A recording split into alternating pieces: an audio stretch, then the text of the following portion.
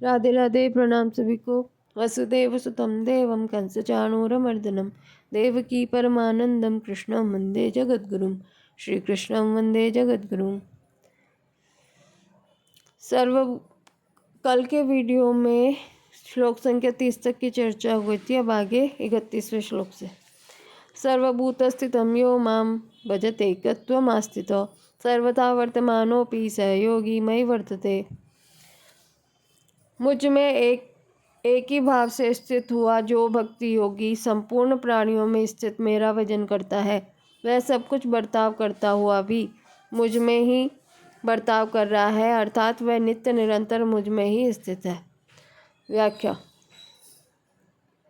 एकत्वम आस्थित। पूर्व श्लोक में भगवान ने बताया था कि जो मेरे को सब में और सबको मेरे में देखता है, उसके लिए मैं अदृश्य नहीं होता और वह मेरे लिए अदृश्य नहीं होता। अदृश्य क्यों नहीं होता? कारण कि संपूर्ण प्राणियों में स्थित मेरे साथ उसकी अभिन्नता हो गई है, अर्थात मेरे साथ उसका अत्यधिक प्रेम हो गया है। अद्वैत सिद्धांत में जो स्वरूप से एकता होती है, पर यहाँ वैसी एकता नहीं है। यहाँ द्वैत होते हुए भी अभिन्नता है, अर्थात भगवान और भक्त दिखने में तो दो है पर वास्तव में एक ही है। जैसे पति और पत्नी दो शरीर होते हुए भी एक ही है,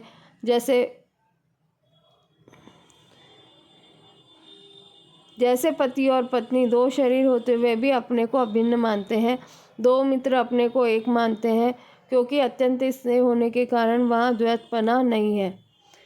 ऐसे ही जो भक्ति योग का साधक भगवान को प्राप्त हो जाता है, भगवान में अत्यंत स्नेह होने के कारण उसकी भगवान से अभिन्नता हो जाती है। इसी अभिन्नता को यहाँ एकत्वमास्थित पद से बताया गया है। सर्वभूतस्थितं यो मां भजति।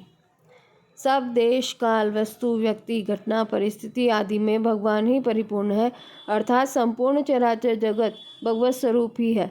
वासुदेव सर्वम, यही उसका भजन है।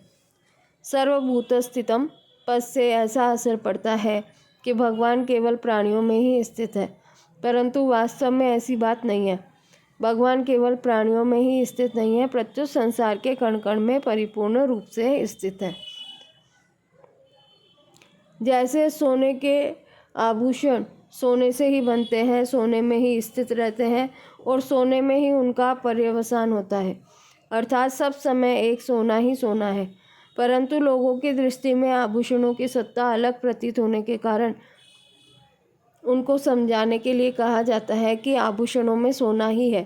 ऐसे ही सृष्टि के पहले, सृष्टि के समय और सृष्टि के बाद एक परमात्मा ही परमात्मा है, परंतु लोगों की दृष्टि में प्राणियों और पदार्थों की सत्ता अलग प्रतीत होने के कारण उनको समझाने के लिए कहा जाता है कि सब प्राणियों में एक परमात्मा ही है, दूसरा कोई नहीं है।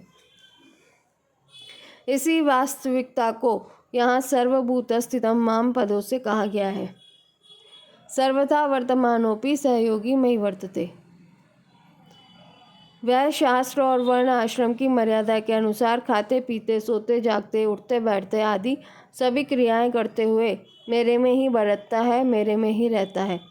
कारण कि जब उसकी दृष्टि में मेरे सिवाय दूसरा कोई सत्ता ही नहीं रही, तो फिर वह जो कुछ बर्ताव करेगा उसको कहाँ करेगा? वह तो मेरे में ही सब कुछ करेगा। 13वें अध्याय में ज्ञान योग के प्रकरण में भगवान ने यह बताया कि सब कुछ बर्ताव करते हुए भी उसका फिर जन्म नहीं होता। सर्वथा वर्तमानोपि न सबूयो भी जायते। और यहाँ भगवान ने बताया है कि सब कुछ बर्ताव करते हुए भी वह मेरे में ही रहता है। इसका तात्पर्य यह है कि वहाँ संसार से संबंध विच्छेद होने की बात है और यहाँ भगवान के साथ अभिन्न होने की बात है। संसार से भगवान के साथ अभिन्नता होने पर भक्त प्रेम के एक विलक्षण रस का आस्वादन करता है, जो अनंत और प्रतिक्षण वर्धमान है।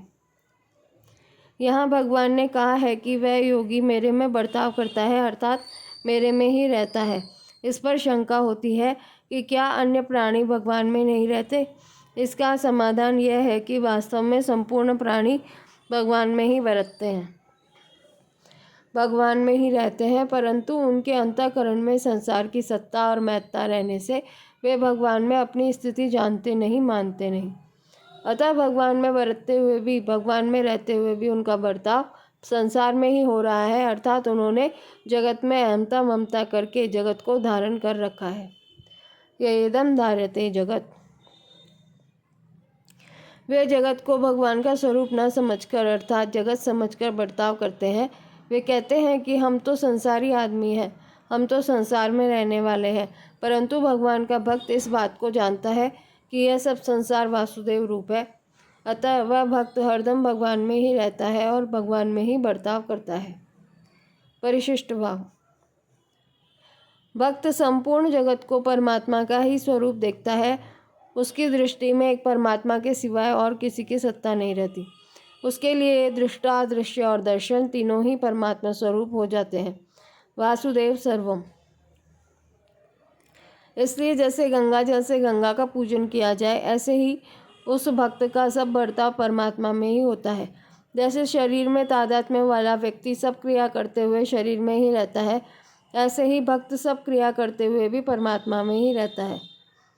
आगे 13वें अध्याय में भगवान ने ज्ञान योगी के लिए कहा है, सर्वथा वर्तमानोपि न स भूयोपि जायते, और यहाँ भक्त के लिए कहा है, सर्वथा वर्तमानोपि सहयोगी मयि वर्तते। तात्पर्य यह हुआ कि ज्ञान मार्ग में तो जन्म मरण मिट जाता है, मुक्ति हो जाती है, पर भक्ति मार्ग में जन्म मरण मिटकर भगवान से अभिन्नता होती है, आत्मीयता होती है। इसी भाव को गीता में इस प्रकार भी कहा गया है, तस्याहं न प्रणश्यामि स च मे न प्रणश्यति, तू मां भक्त्या मयिते तेषु चाप्यहम्। ज्ञान मार्ग में तो सूक्ष्म अहम की गंध रहने से दार्शनिक मतभेद रह सकता है, पर भक्ति मार्ग में भगवान से आत्मीयता होने पर सूक्ष्म अहम की गंध तथा उससे होने वाला दार्शनिक मतभेद नहीं रहता। न स भूयो भी जायते, इस स्वरूप में स्थिति का अनुभव होने पर केवल स्वयं रहता है, और सहयोगी मयि वर्तते में मैं केवल भगवान रहते हैं, स्वयं योगी नहीं रहता, अर्थात स्वयं योगी रूप नहीं रहता, प्रत्युत भगवत स्वरूप रहता है। भक्त सब बर्ताव करते हुए भी मेरे में कैसे बर्ताव करता है, यह आगे के श्लोक में बताते हैं। आत्मोपम्येन सर्वत्र समं पश्यति अर्जुन, सुखम वा यदि वा दुःखम सहयोगी परमो मतः।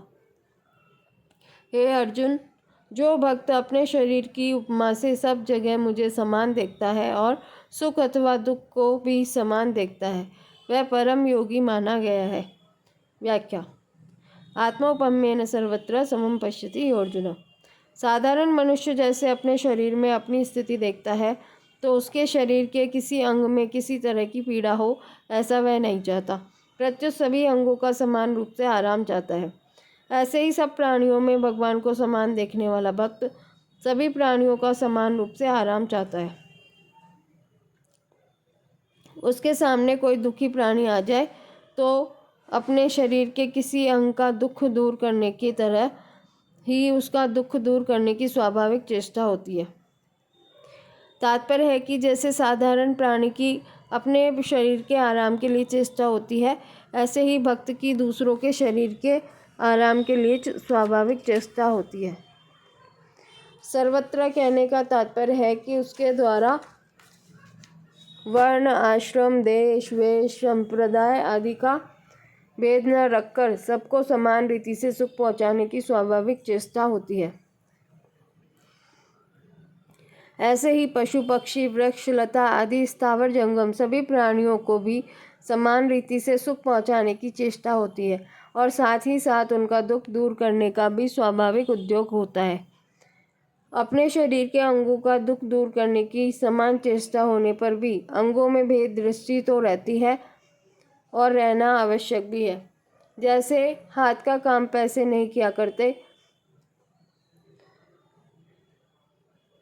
जैसे हाथ का काम पैर से नहीं किया जाता, क्षमा करें क्या पढ़ दिया गलत।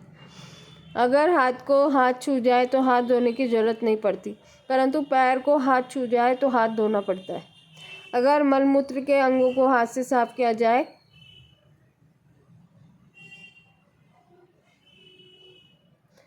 तो हाथ को मिट्टी लगाकर विशेषता से धोना निर्मल करना पड़ता है।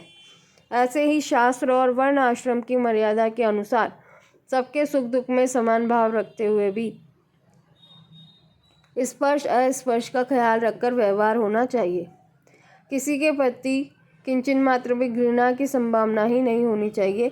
जैसे अपने शरीर के पवित्र अपवित्र अंगों की रक्षा करने में और उनको सुख पहुंचाने में कोई कमी न रखते हुए भी शुद्धि की दृष्टि से उनमें स्पर्श अस्पर्श का भेद रखते हैं, ऐसे ही शास्त्र मर्यादा के अनुसार संसार के सभी प्राणियों में स्पर्श अस्पर्श का भेद मानते हुए ही भक्त के द्वारा उनका दुख दूर करने की और उनको सुख पहुंचाने की चेष्टा में कभी किंचन मात्र भी कमी नहीं आती। तात्पर्य है कि जैसे अपने शरीर का कोई अंग अस्पर्श होने पर भी वह अप्रिय नहीं होता, ऐसे ही शास्त्र मर्यादा के अनुसार कोई प्राणी अस्पर्श होने पर भी उसमें प्रियता हितैषिता की कमी नहीं होती। सुखम व यदि वा दुखम। अपने शरीर की उपमा से दूसरों के सुख दुख में समान रहने का तात्पर्य यह नहीं है कि दूसरों के शरीर के किसी अंग में पीड़ा हो जाए तो वह पीड़ा अपने शरीर में भी हो जाए, अपने को भी उस पीड़ा का अनुभव हो जाए। अगर ऐसी समता ली जाए तो अपने को दुख ही ज़्यादा होगा और दुख मिटेगा भी नहीं, क्योंकि संसार में दुखी प्राणी ही ज़्यादा है। दूसरी बात, जैसे विरक्त त्यागी महात्मा लोग अपने शरीर की और अपने शरीर के अंगों में होने वाली पीड़ा की उपेक्षा कर देते हैं, ऐसे ही दूसरों के शरीरों की और उनके शरीरों के अंगों में होने वाली पीड़ा की उपेक्षा हो जाए, अर्थात जैसे उन पर अपने शरीर के सुख दुख का असर नहीं होता, ऐसे ही दूसरों के सुख दुख का भी अपने पर असर न हो, यह भी उपयुक्त पदों का तात्पर्य नहीं है। उपयुक्त पदों का तात्पर्य है कि जैसे शरीर में आसक्त अज्ञानी पुरुष के शरीर में पीड़ा होने पर उस पीड़ा को दूर करने में जो सुख पहुंचाने की चेष्टा होती है, तत्परता होती है, ऐसे ही दूसरों का दुख दूर करने में और सुख पहुंचाने में भक्त की स्वाभाविक चेष्टा होती है, तत्परता होती है। जैसे किसी के हाथ में चोट लग गई तो वह लोक समुदाय में जाता है तो उस पीड़ित हाथ को धक्का न लग जाए, इसलिए दूसरे हाथ को सामने रखकर उस पीड़ित हाथ की रक्षा करता है और उसको धक्का न लगे ऐसा उद्योग करता है, परंतु उसके मन में कभी यह अभिमान नहीं आता कि मैं इस हाथ की पीड़ा दूर करने वाला हूँ, इसको सुख पहुँचाने वाला हूँ। वह उस हाथ पर ऐसा एहसान भी नहीं करता कि देख हाथ, मैंने तेरी पीड़ा दूर करने के लिए कितनी चेष्टा की। पीड़ा को शांत करने पर वह अपने में विशेषता का भी अनुभव नहीं करता। ऐसे ही भक्त के द्वारा दुखी प्राणियों को सुख पहुँचाने की चेष्टा स्वाभाविक होती है। उनके मन में यह अभिमान नहीं आता है कि मैं प्राणियों का दुख दूर कर रहा हूँ, दूसरों को सुख पहुँचा रहा हूँ। उनका दुख दूर करने की चेष्टा करने पर वे अपने में कोई विशेषता भी नहीं देखते। उनका स्वभाव ही दूसरों का दुख दूर करने का, उनको सुख पहुँचाने का होता है। भक्त के शरीर में पीड़ा होती है तो वह उसको सह सकता है और उसके द्वारा उस पीड़ा की उपेक्षा भी हो सकती है, परंतु दूसरों के शरीर में पीड़ा हो तो उसको वह सह नहीं सकता, कारण कि जिसकी सर्वत्र भगवत बुद्धि है उस भक्त के अंतःकरण में तो पीड़ा सहने की शक्ति है, पर दूसरों के अंतःकरण में पीड़ा सहने की वैसी सामर्थ्य नहीं है। अतः उनके द्वारा दूसरों के शरीर की पीड़ा दूर करने में विशेष तत्परता होती है।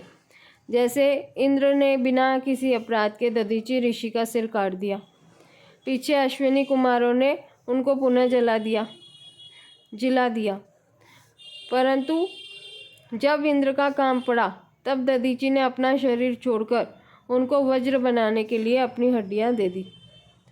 यहाँ शंका हो सकती है कि अपने शरीर के दुख की तो उपेक्षा होती है और दूसरों के दुख की उपेक्षा नहीं होती, यह तो विषमता हो गई। यह समता कहाँ रही? इसका समाधान है कि वास्तव में यह विषमता समता की जनक है, समता को प्राप्त करने वाली है। यह विषमता समता से भी ऊंचे दर्जे की चीज़ है। साधक साधन अवस्था में ऐसी विषमता करता है तो सिद्ध अवस्था में भी उसकी ऐसी ही स्वाभाविक प्रवृत्ति होती है, परंतु उसके अंतःकरण में किंचन मात्र भी विषमता नहीं आती। स योगी परमो मतः। उसकी दृष्टि में सिवाय परमात्मा के कुछ नहीं रहा। वह नित्य योग, परमात्मा के नित्य संबंध और नित्य समता में स्थित रहता है। कारण कि सर्वत्र भगवत बुद्धि होने से उसका परमात्मा से कभी वियोग होता ही नहीं और वह सभी अवस्थाओं तथा परिस्थितियों में एक रूप ही रहता है। अतः वह मुझे परम योगी मान्य है। परिशिष्ट भाव। जैसे साधारण मनुष्य शरीर में अपने को देखता है, शरीर के किसी भी अंग की पीड़ा न चाहकर, किसी भी अंग से द्वेष न करके सब अंगों को समान रूप से अपना मानता है, ऐसे ही भक्त संपूर्ण प्राणियों में अपने अंशी भगवान को देखता है और सबका दुख दूर करने तथा सुख पहुँचाने की समान रूप से स्वाभाविक चेष्टा करता है। वह वस्तु, योग्यता और सामर्थ्य को अपनी न मानकर भगवान की मानता है। जैसे गंगाजल से गंगा का पूजन किया जाए, दीपक से सूर्य का पूजन किया जाए, ऐसे ही भक्त भगवान की वस्तु को भगवान की सेवा में अर्पित करता है। त्वदीयं वस्तु गोविंद तुभ्यमेव समर्पये। जैसे शरीर के सब अंगों से यथायोग्य व्यवहार करते हुए भी उनमें आत्मबुद्धि एक ही रहती है तथा उन अंगों की पीड़ा दूर करने तथा उनको सुख पहुंचाने की चेष्टा भी समान रहती है, ऐसे ही जैसा देव वैसी पूजा। इसके अनुसार ब्राह्मण और चांडाल, साधु और कसाई, गाय और कुत्ता आदि सबसे शास्त्र मर्यादा के अनुसार यथा योग्य व्यवहार करते हुए भी भक्त की भगवत बुद्धि में तथा उनका दुख दूर करने और उनको सुख पहुंचाने की चेष्टा में कोई अंतर नहीं आता। जैसे भक्त संपूर्ण प्राणियों की आत्मा के साथ भगवान की एकता मानता है, ऐसे ही वह सब शरीरों की भी अपने शरीर के साथ एकता मानता है। इसलिए वह दूसरे के दुख से दुखी और सुख से सुखी होता है। पर दुख दुख, सुख सुख देखे पर वह अपने शरीर के सुख दुख की तरह सबके सुख दुख को अपना ही सुख दुख समझता है। दूसरे के दुख से दुखी होने का तात्पर्य खुद दुखी होना नहीं है, प्रत्युत दूसरे का दुख दूर करने की चेष्टा करना है। इसी तरह खुद सुखी होने के लिए दूसरे का दुख दूर नहीं करना है, प्रत्युत करुणा करके दूसरे को सुखी करने की चेष्टा करना है। तात्पर्य है कि खुद सुख का भोग नहीं करना है, प्रत्युत दूसरे का दुख दूर हो गया, वह सुखी हो गया, इसको लेकर प्रसन्न होना है। आँख और पैर का भेद इतना ही है कि आँखों से देखता है और पैरों से चलते हैं। आँख ज्ञानेंद्रिय है और पैर कर्मेंद्रिय है। इतना भेद होते हुए भी अभिन्नता इतनी है कि कांटा पैर में लगता है, आंसू आँखों में आ जाते हैं, मिट्टी आँख में पड़ती है, लड़खड़ाते पैर हैं। तात्पर्य है कि हम शरीर को संसार से और संसार को शरीर से अलग नहीं कर सकते। इसलिए अगर हम शरीर की परवाह करते हैं तो वैसे ही संसार की भी परवाह करें, और अगर संसार की बेपरवाह करते हैं तो वैसे ही शरीर की भी बेपरवाह करें। दोनों बात में चाहे कोई मान ले, इसी में ईमानदारी है। जिस समता की प्राप्ति सांख्य योग और कर्मयोग द्वारा होती है, उसी समता की प्राप्ति ध्यान योग के द्वारा भी होती है। इसको भगवान ने 10वें श्लोक से 29वें श्लोक तक बताया। अब अर्जुन ध्यान योग से प्राप्त समता को लेकर आगे के 2 श्लोकों में अपनी मान्यता प्रकट करते हैं। अर्जुन उवाच योऽयं योगस्त्वया प्रोक्तः साम्येन मधुसूदन एतस्याहं न पश्यामि चंचलत्वात् स्थितिं स्थिराम्। अर्जुन बोले, हे मधुसूदन, आपने समता पूर्वक जो यह योग कहा है, मन की चंचलता के कारण मैं इस योग की स्थिर स्थिति नहीं देखता हूँ। व्याख्या। मनुष्य के कल्याण के लिए भगवान ने गीता में खास बात बताई है कि सांसारिक पदार्थों की प्राप्ति अप्राप्ति को लेकर चित्त में समता रहनी चाहिए। इस समता से मनुष्य का कल्याण होता है। अर्जुन पापों से डरते थे तो उनके लिए भगवान ने कहा कि जय पराजय, लाभ हानि, सुख दुख को समान समझकर तुम युद्ध करो, फिर तुम्हारे को पाप नहीं लगेगा। जैसे दुनिया में बहुत से पाप होते रहते हैं, पर वे पाप हमें नहीं लगते, क्योंकि उन पापों में हमारी विषम बुद्धि नहीं होती, प्रत्युत समबुद्धि होती है। ऐसे ही समबुद्धि पूर्वक सांसारिक काम करने से कर्मों से बंधन नहीं होता। इसी भाव से भगवान ने इस अध्याय के आरंभ में कहा है कि जो कर्मफल का आश्रय न लेकर कर्तव्य कर्म करता है वही सन्यासी और योगी है। इसी कर्मफल त्याग की सिद्धि भगवान ने समता बताई। इस समता की प्राप्ति के लिए भगवान ने 10वें श्लोक से 32वें श्लोक तक ध्यान योग का वर्णन किया। इसी ध्यान योग के वर्णन का लक्ष्य करके अर्जुन यहाँ अपनी मान्यता प्रकट करते हैं। योयम योगस्त्वया प्रोक्तः साम्येन। यहाँ अर्जुन ने जो अपनी मान्यता बताई है वह पुरुष लोक को लेकर नहीं है, प्रत्युत ध्यान के साधन को लेकर है। कारण कि 32वां श्लोक ध्यान योग द्वारा सिद्ध पुरुष का है और सिद्ध पुरुष की समता स्वतः होती है, इसलिए यहाँ यह पद से इस प्रकरण से पहले कहे हुए योग समता का संकेत है और अयम पद से 10वें श्लोक से 28वें श्लोक तक कहे हुए ध्यान योग के साधन का संकेत है। एतस्याहं न पश्यामि चंचलत्वात् स्थितिं स्थिराम्। इन पदों से अर्जुन का यह आशय मालूम देता है कि कर्म योग से तो समता की प्राप्ति सुगम है, पर यहाँ जिस ध्यान योग से समता की प्राप्ति बताई है, मन की चंचलता के कारण उस ध्यान में स्थिर स्थिति रहना मुझे बड़ा कठिन दिखाई देता है। तात्पर्य है कि जब तक मन की चंचलता का नाश नहीं होगा तब तक ध्यान योग सिद्ध नहीं होगा और ध्यान योग सिद्ध हुए बिना समता की प्राप्ति नहीं होगी। जिस चंचलता के कारण अर्जुन अपने मन की दृढ़ स्थिति नहीं देखते, उस चंचलता का आगे के श्लोक में उदाहरण सहित स्पष्ट वर्णन करते हैं। चंचलम ही मनः कृष्ण प्रमाथि बलवदृढ़म् तस्याहं निग्रहं मन्ये वायोरिव सुदुष्करम्। कारण कि हे कृष्ण, मन बड़ा ही चंचल, प्रमथनशील, दृढ़, जिद्दी और बलवान है। उसको रोकना मैं आकाश में स्थित वायु की तरह अत्यंत कठिन मानता हूँ। चंचलम ही मन कृष्ण प्रमाथि बलवदृढ़म्। यहाँ भगवान को कृष्ण संबोधन देकर अर्जुन मानो यह कह रहे हैं कि हे नाथ, आप ही कृपा करके इस मन को खींचकर अपने में लगा लो तो यह मन लग सकता है। मेरे में तो इसका वश में होना बड़ा कठिन है, क्योंकि यह मन बड़ा ही चंचल है। चंचलता के साथ साथ यह प्रमाथी भी है, अर्थात यह साधक को अपनी स्थिति से विचलित कर देता है। यह बड़ा जिद्दी और बलवान भी है। ये जो लाइनें यहाँ पे आ रही है, ऐसा अपने राधा रानी का भजन भी तो सुना होगा। ये मन बड़ा चंचल है, तेरा भजन करूं कैसे,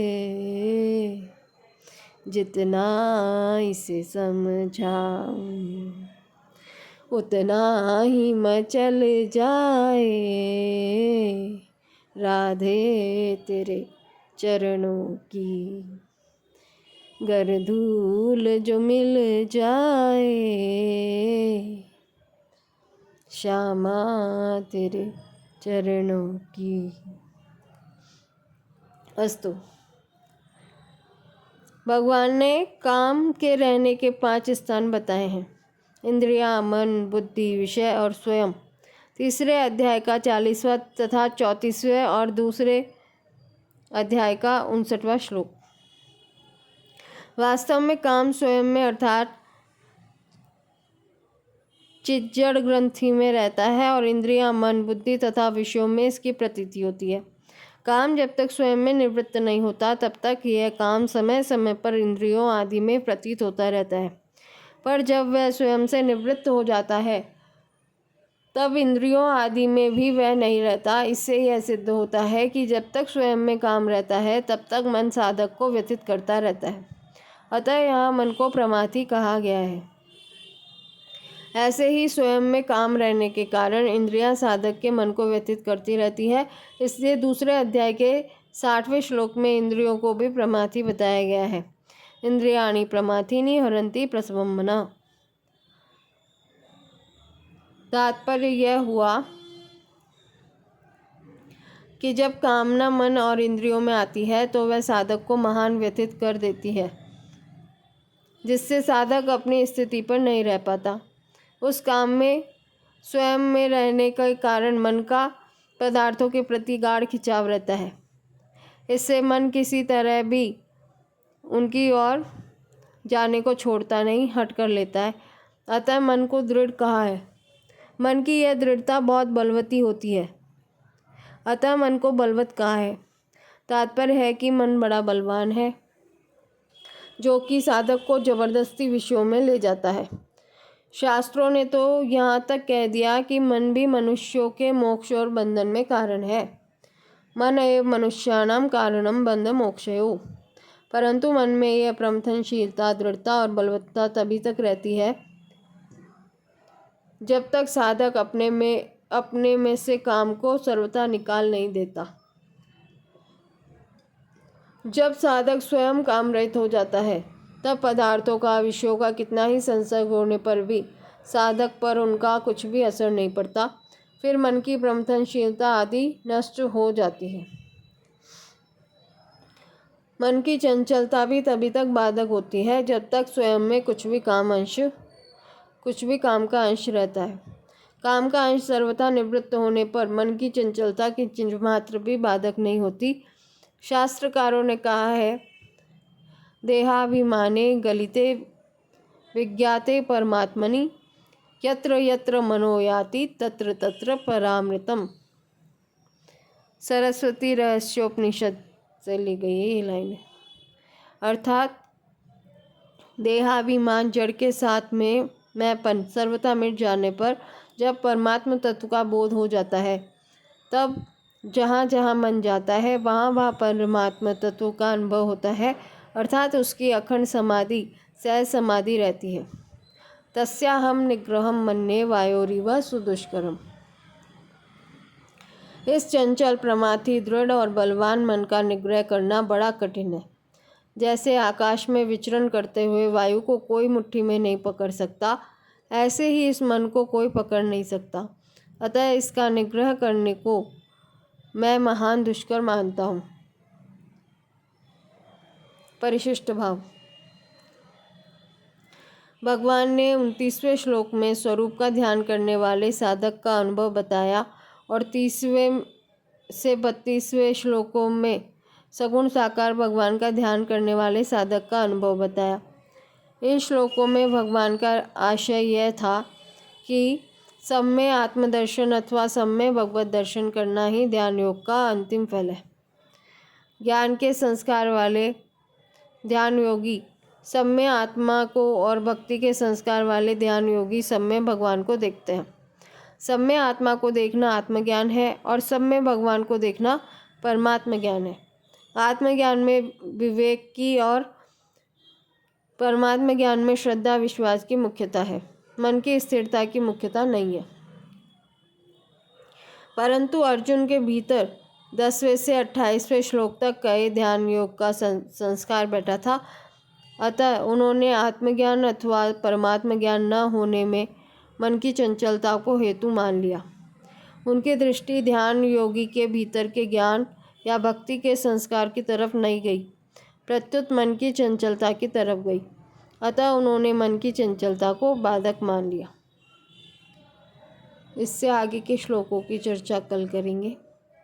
और आज थी पुत्रदा एकादशी थी, मतलब है, चल ही रही है अभी तो आप सभी वैष्णवों ने भी व्रत किया होगा।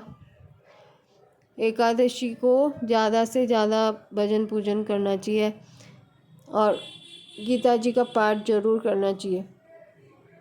हम लोग तो सुबह गोविंद देव जी के जाते हैं, वहाँ पे 9 से 11 होता है हर एकादशी को, तो वहाँ करके आ जाते हैं। सुविधा नहीं है तो फ़ोन पे बहुत सुविधाएं हैं आजकल, तो सब मिल जाता है, तो उसको चला के उसके साथ पाठ कर सकते हैं। और फिर भी किसी को संस्कृत पढ़ने में बहुत परेशानी है तो हिंदी में भी सुना सकता है। ठाकुर जी तो हिंदी भी सुनते हैं, संस्कृत भी, इंग्लिश भी, सब भाषा उनकी बनाई हुई है और सबको वो सुनते हैं, समझते हैं। मेरे जैसे बुद्धू तो केवल हिंदी, मारवाड़ी, बस संस्कृत थोड़ी बस इतनी समझते हैं, इंग्लिश तक नहीं आती मुझे तो। पर अच्छा है, ज्ञान होना चाहिए, जितना ज़्यादा सीख सके उतना अच्छा है। ज्ञान कभी व्यर्थ नहीं जाता। विद्या सर्वत्र पूज्यते। ठाकुर जी कृपा करेंगे, जितना ज्ञान देना चाहेंगे दे देंगे। वैसे ज़्यादा ज्ञानियों के करना भी क्या है, केवल यही ज्ञान बना रहे। सरस्वती मैया कृपा करें कि संतों में ये मन लगा रहे, शास्त्रों में लगा रहे, संत वाणियों में लगा रहे, धर्म में लगा रहे। बस इससे कभी अलग हट के कुछ बातें दिमाग में नहीं आए। कभी अपने धर्म को न छोड़ें, संस्कारों को न छोड़ें, धर्म ग्रंथों का अपमान न हो जाए हमसे। बस ऐसी प्रार्थना है। कभी एकादशी, तुलसी निष्ठा, ठाकुर जी की निष्ठा, ये सब छूटे नहीं ठाकुर जी से। ये बस एक ठाकुर जी कृपा करके सब करवा सकते हैं, बाकी तो इंसान का तो कुछ भी नहीं है।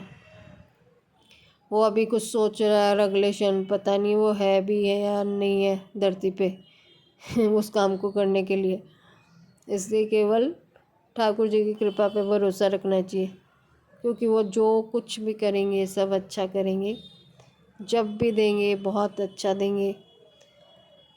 और जितना वो एक लाइन बार बार बोलते हैं, कई लोग सुनी भी होगी आपने, भाग्य से ज़्यादा और समय से पहले किसी को कुछ भी नहीं प्राप्त होता। तो वही बात है, ठाकुर जी की कृपा के बिना सब अधूरा अधूरा अधूरा है। एक ठाकुर जी हैं जो कृपा करके अपन को पूर्ण बना सकते हैं, क्योंकि खुद ही पूर्ण है वो और अपन उनके अंश है, तो अपन को भी वो ही पूर्ण बना सकते हैं। बस ठाकुर जी के चरणों में यही प्रार्थना है, हे नाथ, हे मेरे नाथ, मैं आपको कभी भूलूं नहीं। बस ऐसी कृपा करो ठाकुर जी, हम आपके हैं और आप हमारे। तो चलिए फिर कल मिलते हैं आगे के श्लोक के साथ। राधे राधे।